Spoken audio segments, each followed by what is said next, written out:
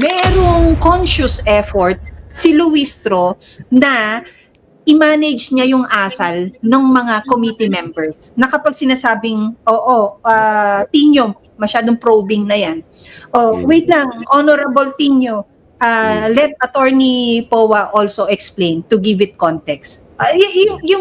Yung alam mong hindi siya mabait, but she's really trying hard na i-control. Meron siyang conscious effort na rule number 1, this should not look like a mini trial. Early bird, sabi niya, catches more worms. NK Esperanza Lucena, Ohayo gozaimasu. Hello po, good morning sa'yo.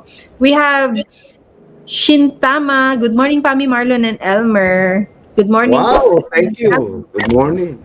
Tapos we have Mayong buntag sa inyo, sabi ni Ethan Villacruzis. Laarni Pepito, good morning. Sarap pakinggan ng Elmer, no? Ano? Sabi ko, sarap pakinggan pag kami good morning, Elmer. Mas gusto mo itawag ka Elmer kesa EB? kahit anong itawag nyo sa akin, kahit bulate ako na yung early bird catches the bulate, okay lang sa akin. Kahit ikaw yung bulate. Ako rin, I don't mind being called names kasi mas you know in your heart what you are, and the name you shout in your heart sa bahay tinatawag, di ba? Sabi ni may mali dito sa mouse ko. Parang ayaw na niya magpaka-mouse. Gusto na lang niya magpaka-rabbit. Nakakainis. Ayaw mag-scroll. Paka-pusa yan, hindi yan mouse ang nahawakan mo. Ayaw nga mag-scroll. Sabi ni napanood ko si Atty. Vic kahapon, nadama ko ng mas malalim na lungkot dahil sa mga nangyayari ngayon sa bansa. Pag magaling ka talaga magpaliwanag nung iba.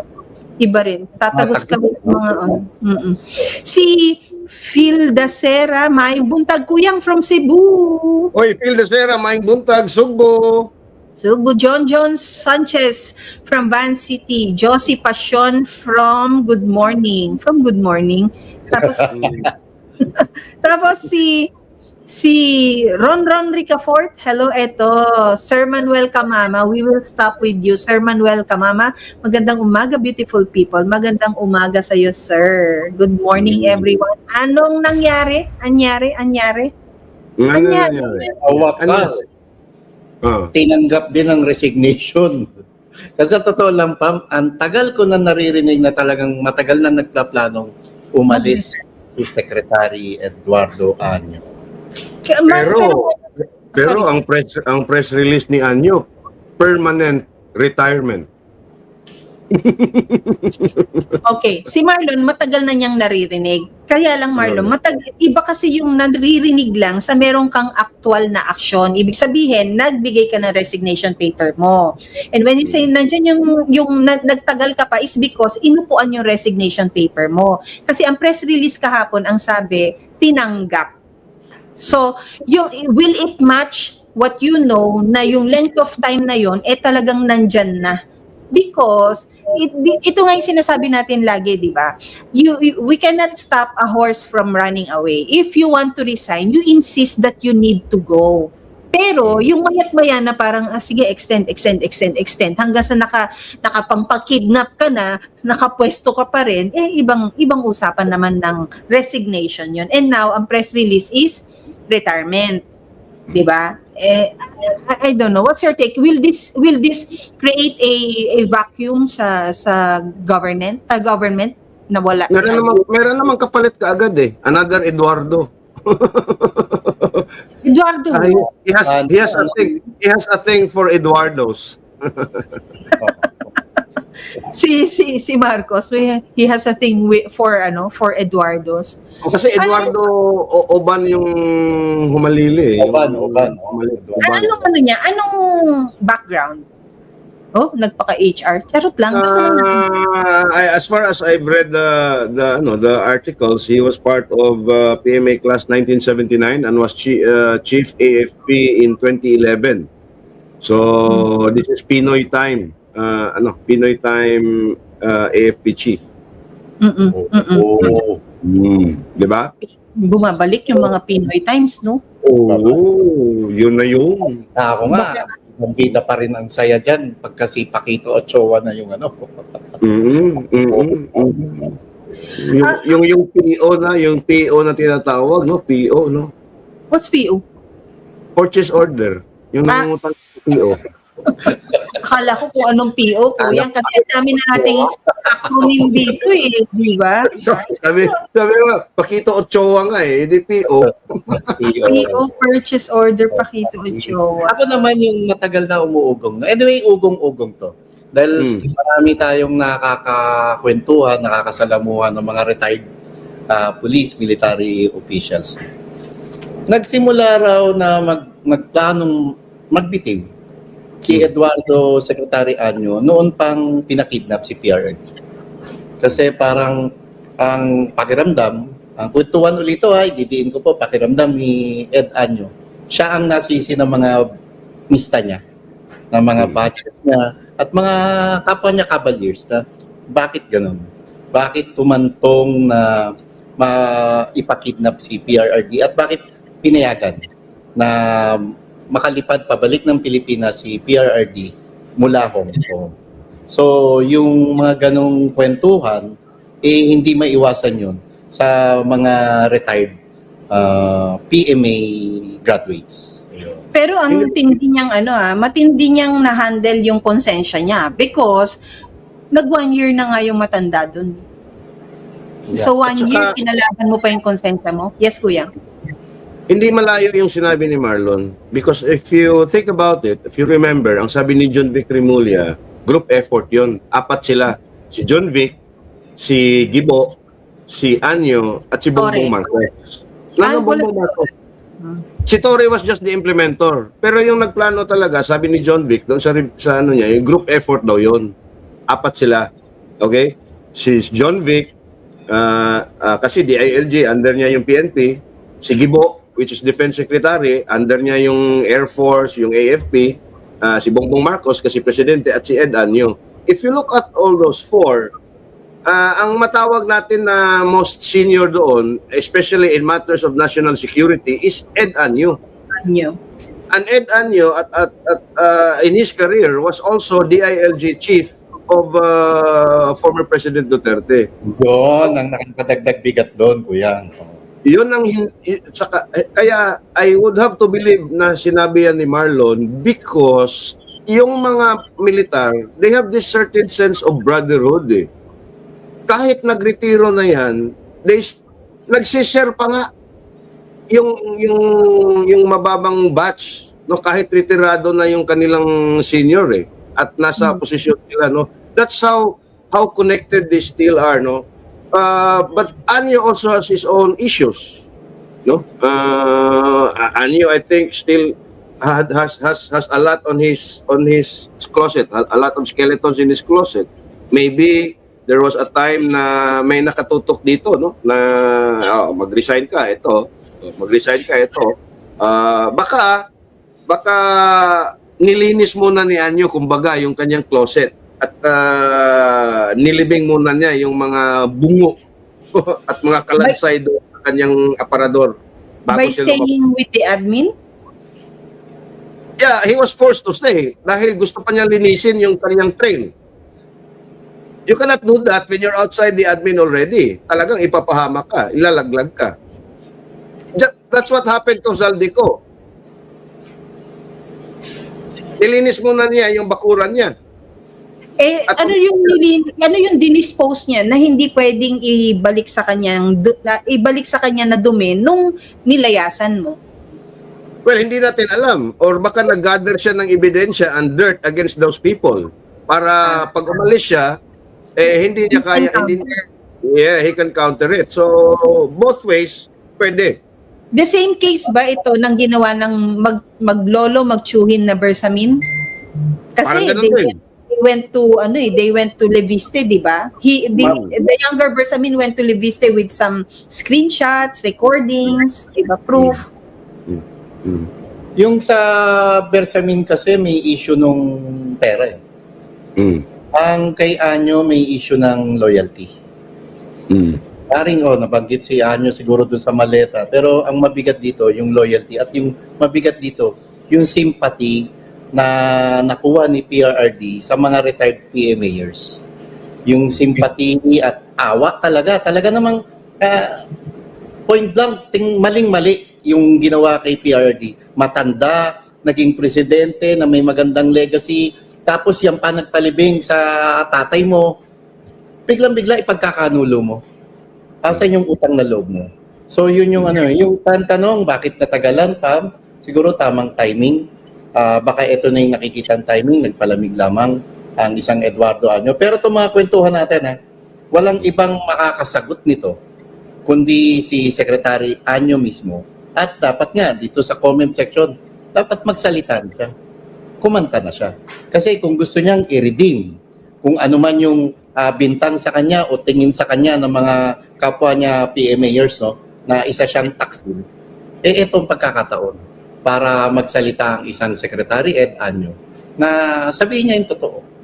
Or, gusto na lang niya, manahimik na lang dahil sa edad niya, talagang hahayaan na lang niya na maging question mark ito sa kasaysayan ng Pilipinas.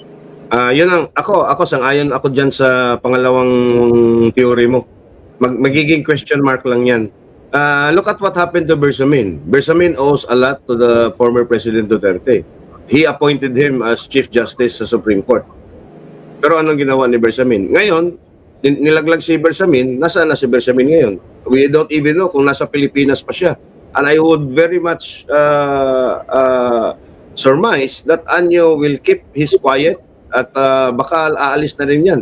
Lalabas na rin yan sa bansa at magre-retiro. Kasi sabi niya, for health reasons daw eh.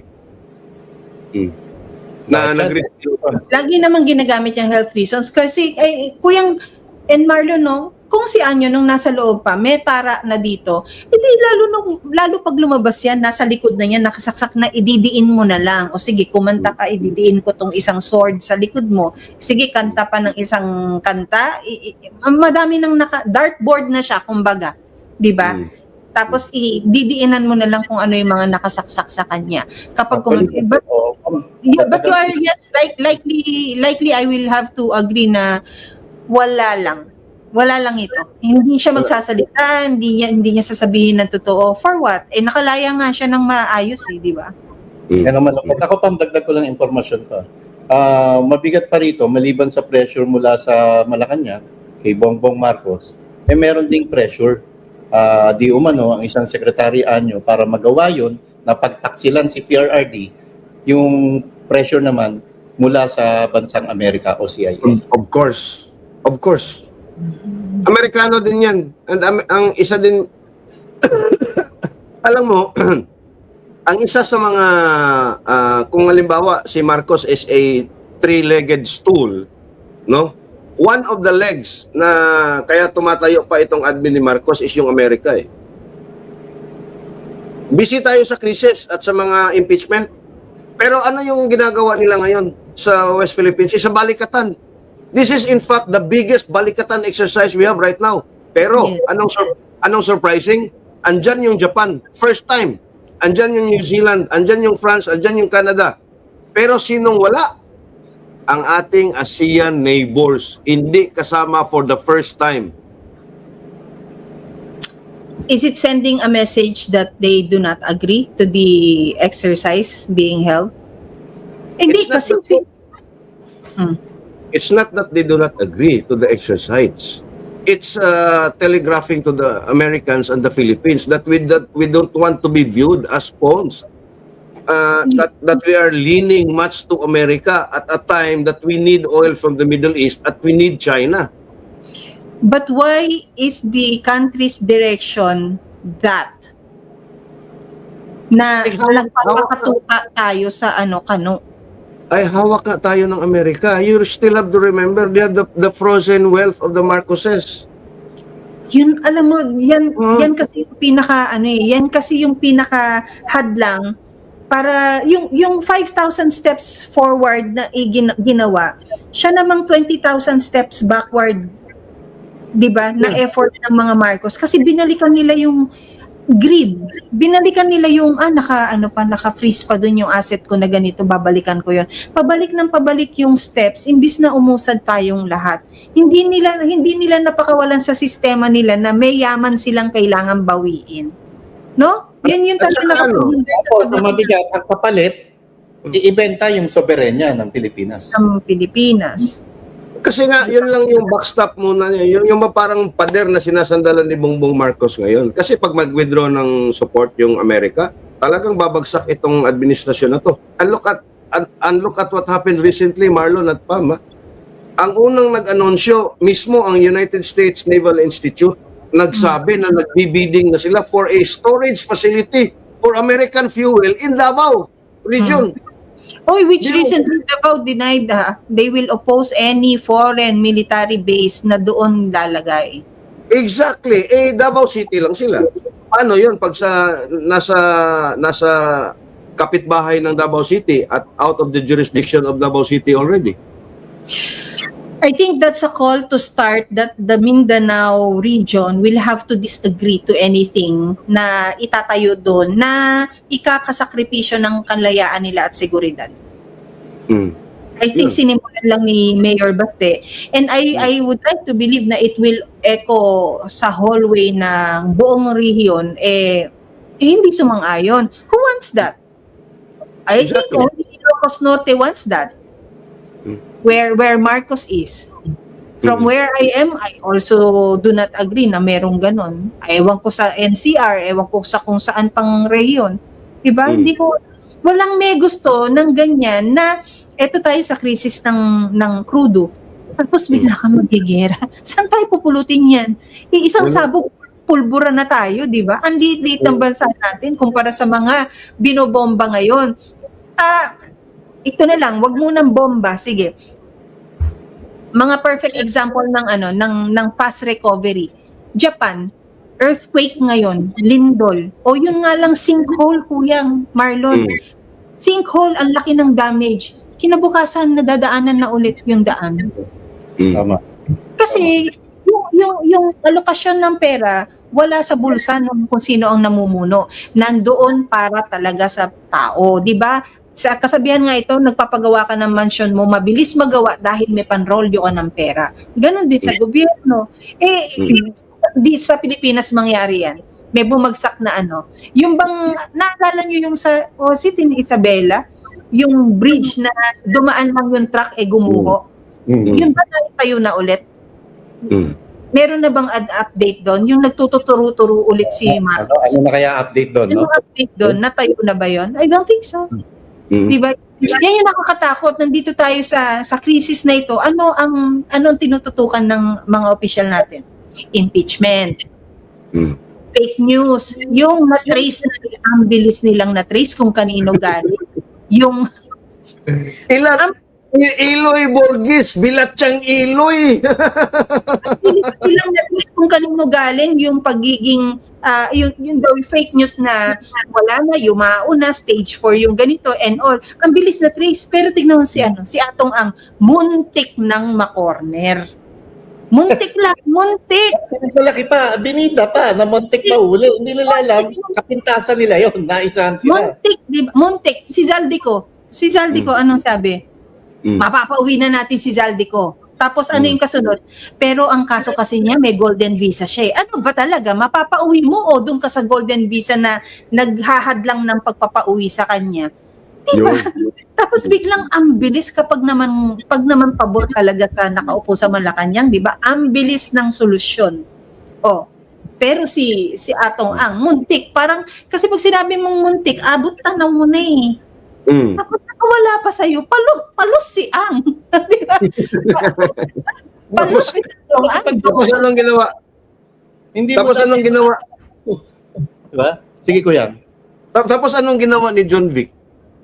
Nag-press release, bit-bit yung mga cameras, pinuntahan niya yung mama na hinuli na naghahalo ng simento na nakahubad. Putang ina, nakaupo siya, magkatabi sila na para bang nagkukumpulan na nagiinuman sa kalye. Yung bang projection na ganun? Nakasaya talaga.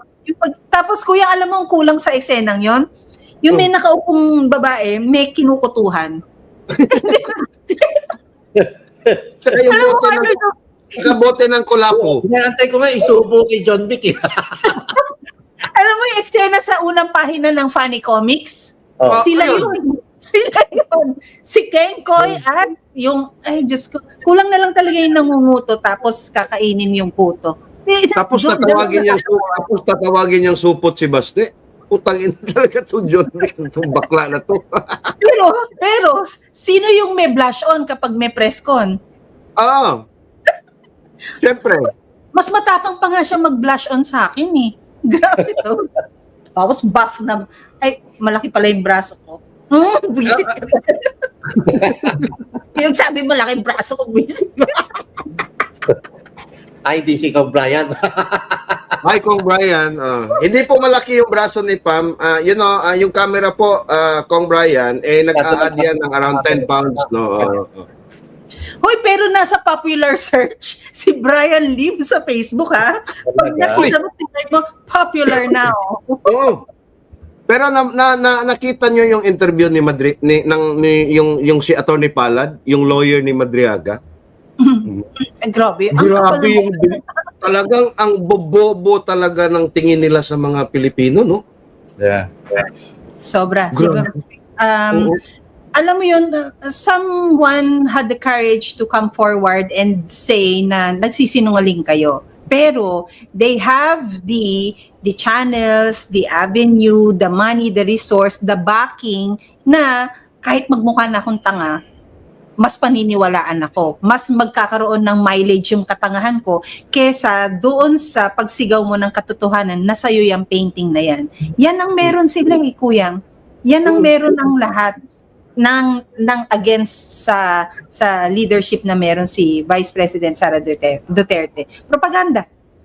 Yeah. Can you imagine nakita ko kagabi sa bilyonaryo ni Pinky Webb?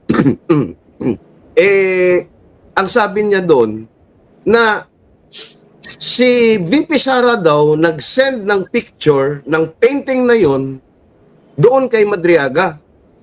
Kasi nalaman daw ni VP na may mga scholar si Madriaga sa Laguna na nagdo-drawing. At ang sabi nitong lawyer nito na ito dapat madisbar din ito, no? Ito dapat ihabla din ito, no? Itong si Attorney Palad, no? Ang sabi niya, VP Sara sent daw a picture of that painting, yung authentic na galing kay Tanya Gaisano Lee.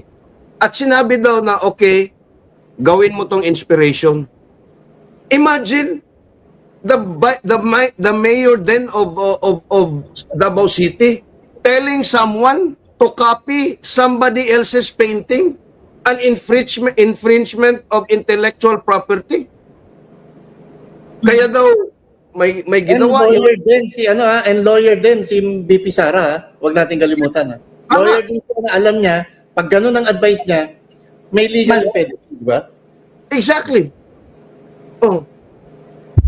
Wait, speaking of VP Sara, no?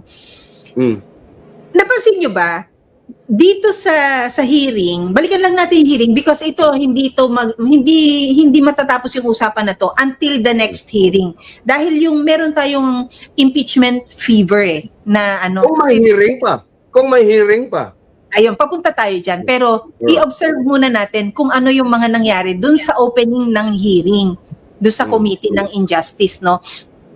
Alam mo yung ingat na sila. Yung opening speeches nila, parang inuulit namin na ito po ay hindi mini trial. Di ba? Ganyan yung mga sinasabi ni Luistro. Hawak namin ang beat, referring to they're just being compliant sa house rules na meron sila, blah, blah, blah.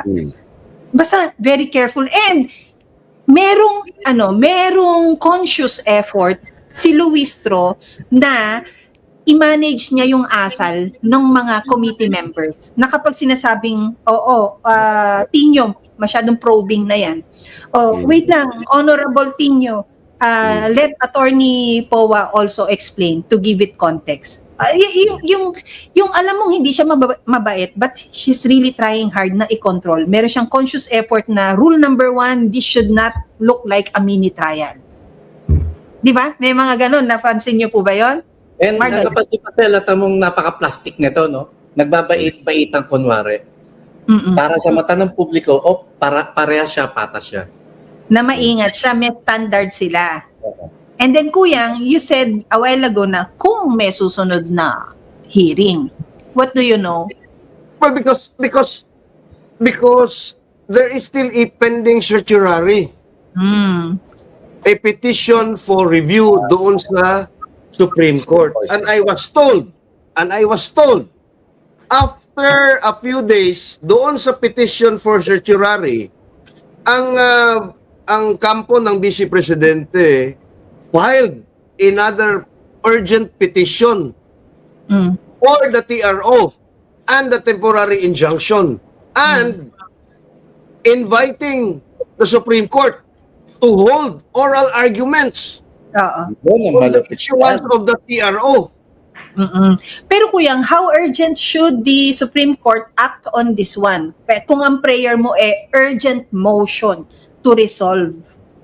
Kasi yung unang petition na petition for certiorari, 'di ba? Yan yung pinasa nila Attorney Torion, Attorney Vic, Attorney Luna, Attorney Hindo, and I think petitioner din si Doc Mata.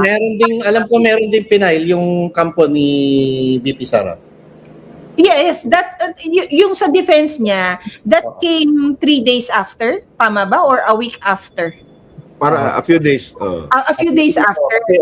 Over the weekend yung pinail yun nila Attorney Torion, Attorney Vic. Friday, that was a Friday, I remember. We were there kasi. And hindi lang yung nasa SC. Nandyan pa sa Regional Trial Court. Ang final naman nitong asawa ni VP na si Man Scarpio. Correct. Oo. Again for another TRO and an injunction on the subpoena of the AMLAC documents. Oo. Oo. If we can kuyang, if we can laymanize, no, naghain po sa Korte Suprema ng petition for certiorari and prohibition ang defense ni VP Inday nung March 30. 30. March 30. Tapos, hinire-request nila doon sa petition na yon na ma-refer sa SCN Bank ang lahat ng parties will have to go through oral argument patungkol dito sa impeachment process na tinatawag niya. And para sa mas basic na pagpapaliwanag, when we say Supreme Court and Bank, ito na yung nasa court 15. mode. Yeah. 15 justices. Oo, tapos naka-court mode sila, 'di ba? Yung korte na ito ay in full court mode. Na 'yon para lahat sila magdedesisyon tungkol dito sa petition na kanilang sinasampa. Bakit? Ano yung mga sinasabi nilang dahilan?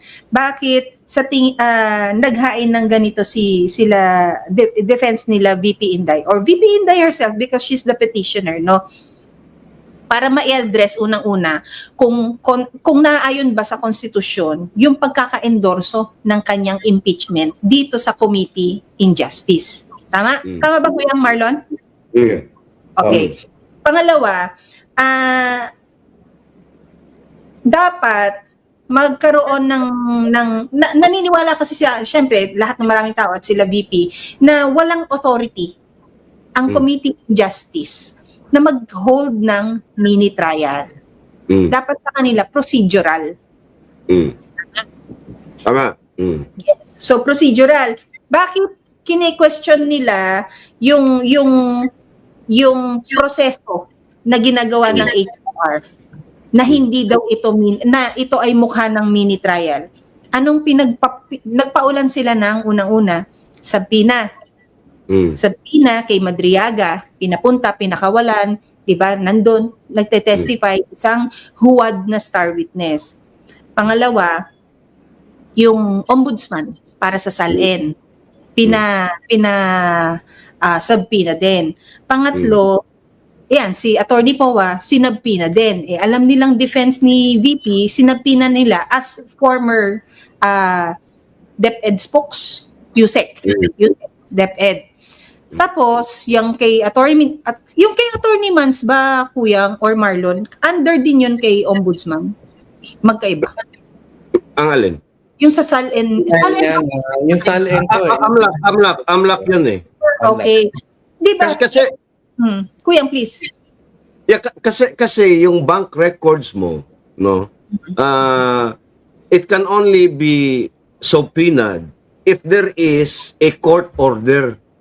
Yan ang basic requirement that the bank secrecy law protecting the identity and the details of a certain deposit account is covered strictly by that law, but in court proceedings that right is automatically waived if there is a court order, an order from the judge. Now, whether it's in administrative court, but whatever court, an impeachment trial court, it doesn't say. But for as long as korte siya. And this is where the constitutional question comes in. Pwede bang isupwina ng isang committee dyan sa mababang kapulungan? Acting already as a court of law. Yeah. Na hindi naman sila korte. Okay, alam natin na base sa konstitusyon, hindi sila korte. Pero hindi ba kinukontra ng internal house rules ng House of Representatives and dyan sa committee na yan, yung konstitusyon? Kasi ang laging pakiwari ni Beatrix Luistro, di ba may house rules kami. Huwag na muna ang konstitusyon. Yun ang the law above all other law. Yun na lang bank secrecy law. Ang bank secrecy law is a right vested upon the deposit holder. And it cannot be outright taken away by the mere act of a legislative committee. Batas yun eh. Ang mag-i-implement ng batas, yung law enforcement, at mag-interpret ng batas ay yung korte. Ang tagagawa ng batas, yung kinasinaloistro dyan sa legislative. So, yung ginagawa ngayon ni na Inday, yung defense team, ni na Attorney Torion, is for the Supreme Court to define the constitutional limits of an impeachment proceeding. We're not even talking about the impeachment trial, ha? The constitutional question is the proceeding being conducted at the House of Representatives, specifically dyan sa Committee on Justice na yan. Yun ang ina-assel ngayon. And this is good for the next generation of leaders and impeachable officers, including the Supreme Court. Because what they will be evaluating now will have a profound effect kasi impeachable officers din yung mga taga-Korte Suprema. Impeachable din sila. Yes. Imagine, pag down the line at ito ay magiging batas, isa sa kanilang justices will be subjected in the same mini trial in a committee made up by 58 congressmen and At women. doon sa pagpapaulan nila ng mga sabina na yan hanggang sa susunod nga na hearing na hindi natin alam kung magkakaroon pa, pangalawa ng part 2 ng pinasabpina si Trillanes. And they find everything, yung pagpapaulan nila ng sabina na yan na isang coercive process. Di ba? So since coercive process siya, tapos ang intention mo ng ombudsman makita yung salin, ibig sabihin wala kayong salin niya, 'di ba? Tapos yung pangalawa doon, pinatawag mo si Manscarpio para sa ITR ng pamilya, ibig sabihin hindi niyo pa hawak yung mga yan. Tapos nandiyan yung basta fishing, that's why Fishing expedition pa. fishing expedition na parang wala pa kayong hawak. And now it all boils down to dun sa second process nila na paano ito nakapunta dito sa third process kung sinabi nyo sa pangalawang proseso na ito ay sufficient in substance. Diba? Yun yung nagiging question ng defense ngayon. Although we're not speaking for the defense, no, ini-interpret lang natin in layman's term na willing naman sila, okay naman kami, may numero kayong tinatawag, pero wag dito gawin ng mini trial. Dahil doon tayo sa sinasabi ng batas na ang korte namin Senado. Tama. Yun na nga, I do not even dwell on the veracity of the allegations or the evidence presented sa hearing. It's irrelevant to the discussion now. The real contention is whether the process they are conducting is within the bounds of the Constitution. Yun ang dapat muna i-resolve ng Supreme Court. That's why yung urgent petition a week after the certiorari, maganda yon. And I hope yung Korte Suprema, there are so many public interest cases that are still parked in the Supreme Court. We still have the habeas corpus petition on the kidnapping of RD. RD. Kuyang question, Yung silang magkakapatid ang kailan nag-file. natin inaasahan o dapat asahan na umaksyon yung Supreme Court? Sa April 8 kasi pina-file. Yung petition was filed April 8, stamp receipt April 8. If we are to count 10 days, tama ba? 10 days. 10 working days. Ang 10th day niya would be on the 22nd. Kasabay No. ng PRRD. Kailan ba nag-send ng order ang Supreme Court for the reply of the House of Representatives on the certiorari? That I do not have. Was that after April 8? Yes. Okay. Which is just very recent. Oh. Okay, if it was after April 8, meaning to say, yung supplemental motion for oral arguments was already filed. Ako, hindi ko nabasa yung order ng Supreme Court. I think the Supreme Court included already, sinama na doon sa kanilang order na sagutin nyo ito. Yung certiorari at saka yung petition for oral arguments on the TRO. Mm. At kung bibilangin natin yung 10 days na deadline, halimbawa, it was sent April 9 ata. Plus Okay, 10, so April 19 or 20. Kasi It will around that week, 19 to 20. yun na nga. At sa 20 to tanong, 24 siguro, April 20 to 24 kasi 18 and 19 is the 10. Sunday, Saturday. Mm-mm. yung tanong naman ni Marlon, depende kasi yun. There are prescriptions in the rules of court, no? Kung gaano kabilis dapat aksyonan ng isang urgent motion, no? But then again, the court can defer any petitions, no? Depende sa kanila yan kasi. Backlog ng ng SC. Oo. So, pero again, let me just stress na ito pong decision na to will also have an effect doon sa kanila kasi impeachable officers din yung korte. So dapat ngayon na maidetalye na talaga nila ano ba yung constitutional bounds ng isang impeachment proceeding. Why are you, question ko yang, sincere question, why are you bringing up that the position of the SCs is also impeachable? Meron bang nakaganyan, no? Sige, pag yan kinilusan mo, papa-impeach kita. Ganun ba sila kababaw sa batas na pinanghahawakan nila na knowledge nila for so long? Hindi. Ang ibig kong sabihin, I'm not a lawyer, but people see that this is unconstitutional ang ginagawa ng House. Kung Yes. papayagan niya ng SC. Okay, so pwede pala mag-conduct ng mini trial. Okay. So, what is stopping the House of Representatives in the future to impeach a sitting justice in the same manner na ginagawa nila ngayon? Kasi if it is upheld na constitutional yung proseso na yon, pwede na nilang gawin sa lahat ng impeachable officers including the justices of the Supreme Court. That's why the Supreme Court will need to act on this. Kasi magiging president itong ginagawa nila sa future na pwedeng mangyaring pang-aabuso din sa mga posisyon nila. Kaya, ang argument ko naman is, since alam nila, sila nga ang supreme. Supreme na mas nakakaalam kung ano ang batas ng land. So ako, I have high hopes na this will, baka nga tama ka kuyang, wala nang susunod na hearing dahil yung susunod na eksena, wala sila sa committee room. Nandun sila sa Supreme Court, nag-o-oral argue. Yan ang maganda, abangan natin. Sana mangyari agad-agad. And even the RTC, yung RTC yun ang maganda. Yung hindi natin na-highlight.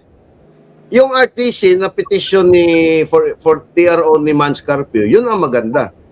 Kasi an RTC should act, I think, within the next 48 or 72 hours 48 upon yan. filing upon filing of a petition for TRO. So nakakailang araw na. Nakakailang araw na. 2 We days should na. be hearing results soon. Within the day. Yeah, kaya nga tanong nga, nakakailang araw na. Within the day. Kasi 48 hours hopefully this day. Meron. Well, they can stretch it to 72 hours actually, no? They can stretch it to 72 hours. No? Until tomorrow. Pwede bukas, pwede sa susunod na araw, within the week. Within the weekend today. Thursday na pala. Akala Yes. ko Wednesday pala. I don't know if yung RTC na yon ay already communicated to the House of Representatives. No, baka sinabihan din na mag-comment kayo at mag-reply kayo. And then the court will decide later on. Kasi gano'n naman talaga yung due process, di ba?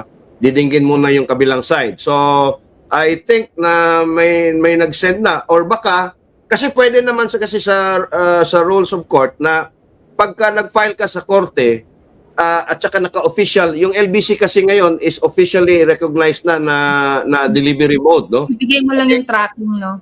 Yeah. And even the personal delivery, mag-evidence ka lang na may na-receive yung kopya mo. So meaning to say, baka ginawa nila, nag-file sila sa RTC, at the same time, meron silang pinadala officially doon sa House. And by that alone, informed na yung kabilang partido, no? Ministerial na yung pag-inform ng RTC. So dapat mag-act sila based on the day na na-receive nila yung kopya ng petition ni Mans Carpio doon sa RTC na yun. So, ano yung nangyayari? Yung assessment ko lang din base sa mga demeanor ng committee members sa hearing na yon, no. Yung kanya-kanya kung lulusot na makapag-probe, 'di ba? Kanya-kanya kung lulusot magpo-probe talaga sila. Nandun lang talaga nakatutok si Luis Tro bilang siya yung head na i-manage yung mga asal ng niya. Pero kanya-kanyang sundot, kanya-kanyang kurot, kanya-kanyang punches. I think they know na baka nga ang next na nila nasa oral argument sila. No? Sa tingin niyo? Aware sila na may paglalagyan yung inaasal at ginagawin nila. True. Kaya Kasi, ingat na ingat Marlon, sila. Kasi Marlon, tama, no? Meron pala itong petition for oral argument sa SC. Siguro, mga abogado yan, pero wala yung experience bilang trial lawyers. Lalong-lalo na yung argument in front of the Supreme Court. Iba yun eh. Iba talaga yun.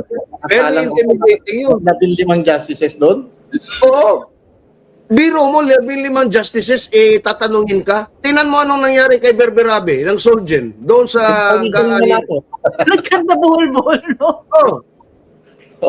Pero meron tayong phone-in comment, sabi. Oh. Habang patuloy ang oral argument sa HOR at Supreme Court, walang humpay naman ang oral shocks sa palasyo. SEX, oral SEX sa palasyo. Itong follower natin na to, ako pa talaga ang nagbasa, no? Habang patuloy ang oral argument sa HOR at SC, walang humpay naman ang oral SEX sa palasyo. Pero paano yung anal?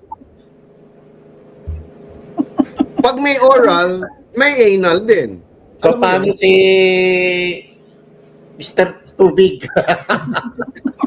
Baka too small na lang siya ngayon. Nanliliit na Marlon sa takot dahil sa direksyon naman ng strategy na depensa sa pagja-jumping jack ni Kuyang Ibi. Pero tingnan mo, hindi kaya si Attorney Poa may alam din na kasi makikita mo observant yung mama, di ba? And Galing Attorney Idol! Galing yun. Kuyang, di ba? Parang ikaw ang isa sa mga una din na dumating ng maaga, pero huli kang natawag, ibig sabihin na pag-aralan mo lahat. Pag-aralan mo lahat eh. From A to D, letter E ka, na pag-aralan mo yung A to D, na observe mo lahat. Yung demeanor niya masyadong confident eh. Although walang angas, di ba? Humble na confident, ibig sabihin na-observe niya lahat. Tapos nakipagkamay and all. Sa isip niya, alam niya, may oral args pa kaming hamon eh. Di ba? May oral args. So sige, magdudumakdak kayo dyan, pero ang akin, mas hawak ko ang beat kesa sa hawak niyo ang beat. Di ba? So, I think alam niya, it was, they're winning. I believe. Pero I syempre, would not say they're winning. I would not say they're winning. They have the upper hand. They have the upper hand. That should be tantamount to, Ako pa, yung demeanor ni Attorney Powa, tansyado lahat sila eh. And alam ni Attorney Powa, eventually makakanal to mga to. oo, Sa sarili para, nilang alpakan, sa sarili nilang kabobohan. oo, para I don't sabihan, know, Marlon, about you, no, and Pam, ano ba yung naririnig nyo, no? Because this morning, I saw an interview and I saw some articles, no, and in fact, it was reported sa Bilyonaryo din, no, na nagkakalasan na daw yung lakas ni Martin. Kasi ang unang, di ba, Pam, pinag-usapan natin yung 10 na wait, nag-transfer nagkakalasan, sa you mean? lakas. Nagkakalas, umaalis. Yeah. Umalis na sa lakas. Walay-walay. Yung partido ni Martin, no? Kasi 'di ba napag-usapan natin nung previous lives na yung lumipat sina Swansing doon sa PFP. 'Di ba? It was also the time na 3 deputy speakers, no, ang naidagdag doon kay Faustino D. 'Di ba yung tinanong ko si Toby Chanco noon about Joe Frasco na naging ano? Oh. May interview kanina sa Bilyonaryo. And I think Panelo also na sinasabi ito na nagkakalasa na daw from Martins Lakas papuntang PFP at papuntang NUP. And even the PFP, Partido Federal, Ni Marcos, oh. ni Marcos at ni na Bojidi, ni na Sandro Marcos. Okay? At ngayon daw, even sa NPC, meron na raw kakalas at lilipat doon sa NUP. Okay. Remember, NPC is the party of Soto and Lacson, Nationalist People's Coalition, Ito of lang. Cojuangco and Ramon Ang. NUP is Enrique Razon. Okay? And going back, maugong yung chismis na yung sumipa at nagparetiro at nagpa-resign kay Bersamin is si Enrique Razon. Yun ang allegation noon eh. The private caller. Yeah. Private caller. So, ang sabi ng report kaninang umaga, next to Lakas, ang NUP na daw ang pinaka malaking partido Dominant party. in the next few weeks daw. So, kasi daw, marami din daw doon sa Lakas na hindi na talaga sang-ayon sa ginagawang impeachment. At ang nakikita daw ng mga kongresista na yon, ang NUP ay ganun din. And in fact, even the NP, Nationalista Party of Villar, meron din daw sasama at sasanib doon sa NUP. So I think, and makikita naman natin yun, if you look at the bigger picture, sinong oligarko ang seems to be in control of the economy and the executive? It's Razon and Ramon Ang. Now, between Ramon Ang's NPC and Razon's NUP, I'm putting my money on Razon because they have a force doon sa lower house and they have a Ronnie Puno. Ronnie Puno is an old political animal, great political strategist. Alam ko si Marlon, mayroong mga chismis na narinig yan sa Kongreso eh. Alin yung dagdag bawas? Oo, Or yung siyang grinugrum ngayon, may mga palutang na siya ang papalit kay Boji D bilang bagong House of Representatives Speaker. Okay, but will this move from Lakas to another party generate the number na kailangan nila to impeach Inday, or this move is to not impeach Inday? Yung sabi kanina sa article nga, yung from Lakas to NUP is against the impeachment. Yes. Yung Lakas to Partido Federal naman is pro-impeachment because what I am told right now sa aking mga sources din, Marlon at Pam, yung PFP na daw, si Sandro, alam nyo naman ito si Sandro Marcos na yung nagpo-post nito, hindi na yung Lakas, wala na si Martin So si Sandro na talaga daw ang nagpo-push ng impeachment case na ito Siya na daw. lang. So, siya na lang daw. So, you know, Has he the backing and support of these PFP members? Kasi nandito na tayo sa panahon ng tawiran eh. 'Di ba? Kalasan, tawiran. This is a regular scenario every time na paparating ang isang national election. Remember, Vice President Sara Duterte, naiwan silang, dalawa na lang sila ng isang local or barangay official nga lang sa hugpong eh. 'Di ba? Yan, sinabi niya yan. Pero dati dinudumog yon. Nung siya alam mo yon, nakita mas malakas, nandito ang pondo, masyadong tuwid magtrabaho, naiwan siya, sabi niya, dalawa na nga lang kami dito. Ano yan, regular scenario nating nakikita yan. So, meron bang influence si Sandro, given the performance rating ng kanyang ama, to still convince powerful personalities na you have to vote against, you have to be pro-administration? Meron pa kaya siyang ganung influence? Ang liit-liit na mama niyan, di ba? Parang, di ba, yung parang makapag-impluensya ka, that means to say, you should be, you come too strong, and then, di ba, na meron ka talagang convincing power. I don't think... Ganda yung ng premise mo, Pam, no? Diba? Si VP Sara, dineklara niya yan, nung siya yung presidential daughter nung panahon ni PRRD, talaga namang yung hugpong ng pagbabago, nagtalato sa kasaysayan ng politika ng Pilipinas, ha? Kasi yung hugpong ng pagbabago ay hindi siya national party. Isa siyang regional party. Pero, ang ginawa ng hugpong ng pagbabago, midterm elections to, umikot sila ng umikot at meron silang mga kandidato. Hiwalay pa sa pareho, may common candidate sila ng PDP party naman na ang nangangampanya naman doon ay si PRRD. Ngayon, doon sa sinabi ni VP Sara, na unti-unting nawala, unti-unting nagkalasan.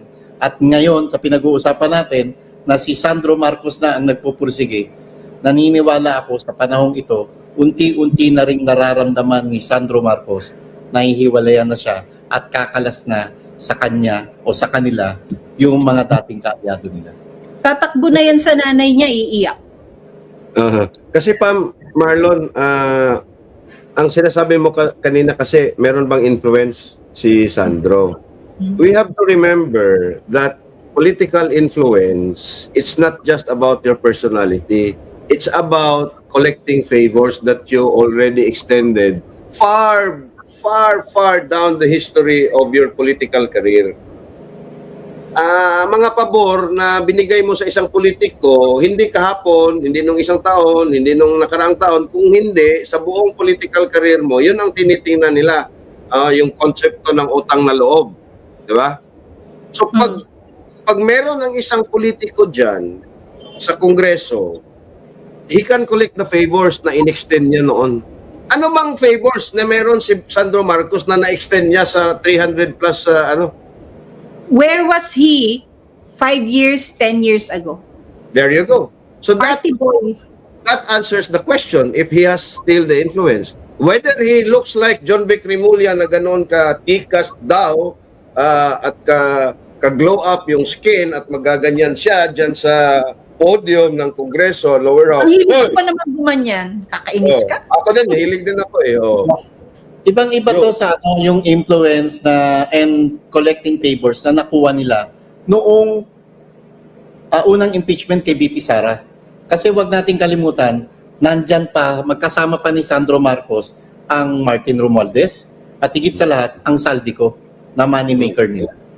Ngayon, wala na ang Saldico na gagawa ng pera para sa kanila at nagkakalaglagan na rin sila ng tsuhin niya na si Martin Romualdez. So yung impluensya, wala na to.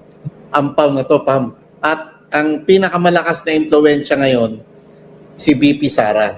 Kaya ang galing nung ginawa ni VP Sara nung dineklara niya na tatakbo siya sa 2028 dahil doon maraming nagising, maraming natakot at marami talagang nag-alala na ano ba, sasamahan ko pa ba to itong papalubog na administrasyong ito o tatawid na ako kay VP Sara na siyang papalit at siyang malinaw na magiging presidente ng Pilipinas.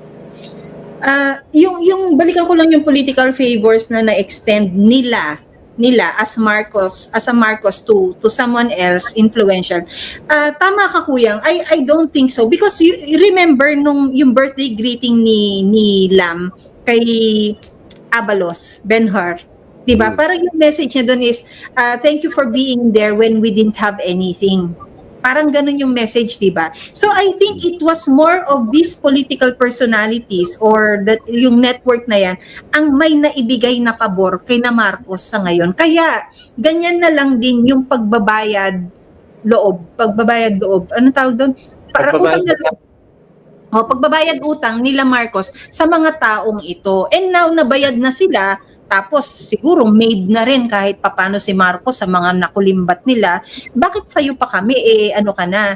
Liability ka na. So ngayon nga, mag-aalisan sa kung saang partido yung akala nilang yung pakiwari nila magtatagal pa. And I think the catalyst na may public na shift at may public na lipatan sa mga partido-partido diyan sa lower house.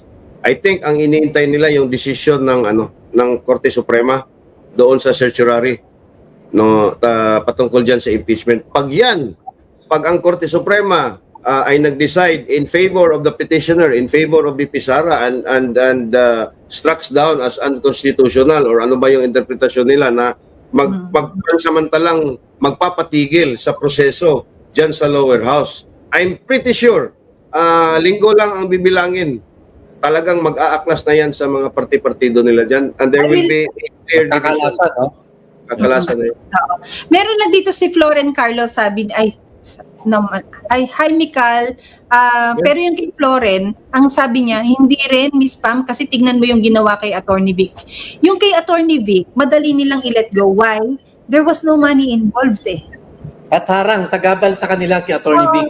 Doon sa gagawin nila I think referring to all those years na tumulong itong si Attorney Vic, yung electoral protest nila, sa lahat ng ganyan, na there was no money involved there. Kaya yung utang na loob, quote unquote, madaling chapchapin, madaling putulin yung string, yung attachment na strings, 'di ba? Kasi walang money involved. Pero halimbawa, oligarko, sabihin na natin si Enrique kay ganitong politiko, kapag may perang involved, hawak ka sa leeg kung sino yung mas malaki ang pera na ibinigay, 'di ba? Ako naman ang point ko, mas madali lang i-accommodate and Ben-Hur at hindi nila basta-basta ipapagpag kasi kasama nila sa sindikato. Sa sindikato, kung saan involved ang pera. Oo, kung saan involved ang pera. Kaya Attorney Vic Rodriguez, alam nila na balakid si Attorney Vic Rodriguez para makagawa sila, magkapera sila, pagkwantahan nila yung bawat proyekto sa gobyerno. Dahil yung kilos niya, laging pwedeng hindi involved ang pera. Kaya madaling he became the weakest link kasi he was the one so not interested na meron laging involved na pera, 'di ba? Yun. Well, yun lang. Abangan natin 'yan. And for the meantime, walang gagawin ang administrasyon na to kundi magdadakdak diyan sa social media. O Kuyang Ibi, Pam, bago tayo mag-end live, Kuyang Ibi, baka pwede mo kami bigyan ng wisdom mo doon sa final na panukalang batas ni Congressman Egay Erice na dapat hanggang 75 pesos lang yung presyo ng diesel para magkaroon to ng magandang epekto sa presyo ng bilihin at pamumuhay natin lahat. I agree that there should be a price cap hanggang 70 pesos lang yung diesel, ewan ko sa gasolina. At yung mechanism para i-implement yon is also a form of subsidy, na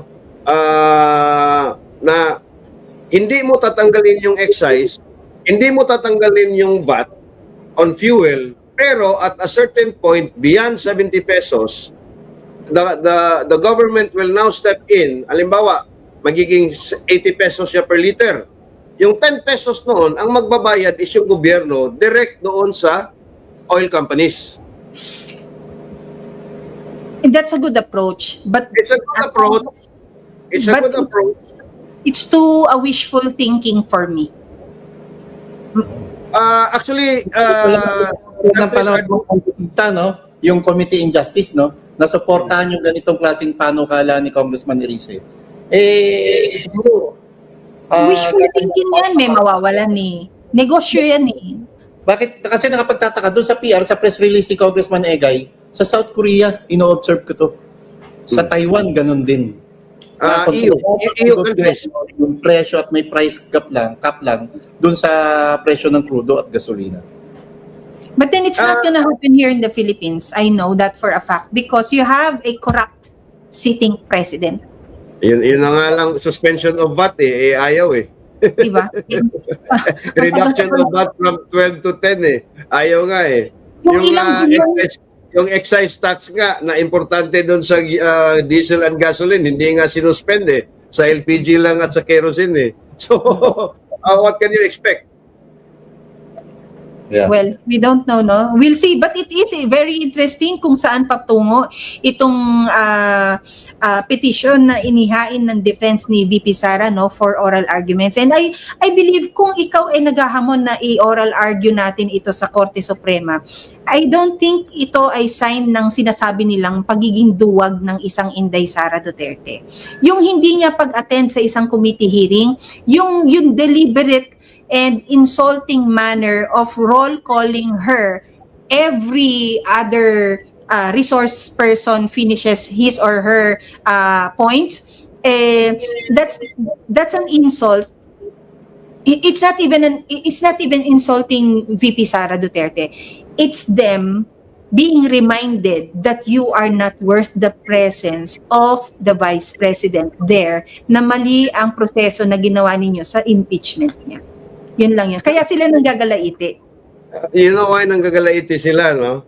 Kasi nung sinabi ni Inday na bloodbath, there's going to be a bloodbath, they were thinking from their own point of view na pupunta si VP Sara inside the ring na sila ang naggawa, no? To box Inday Sara in at doon sila mag-uumpugan, magbabakbakan. Hindi nila alam na ang bloodbath na sinasabi ni Inday hindi doon sa loob ng ring na ginawa nyo, outside of your ring. Because sabi ko nga, ako nga, ganun din eh, naghahamon sa akin ng suntukan, you're 85 kilos, I'm only 57. That's practically 8 divisions sa WBC. Who the hell should fight an 85 kilogram man, ay 57 kilogram lang ako in a fist fight? Again, matapang ako, pero hindi ako bobo. In the same way, na si Inday Sara, matapang yan. Pero hindi yan bobo. This is actually the bloodbath na tinutukoy ni VP Sara.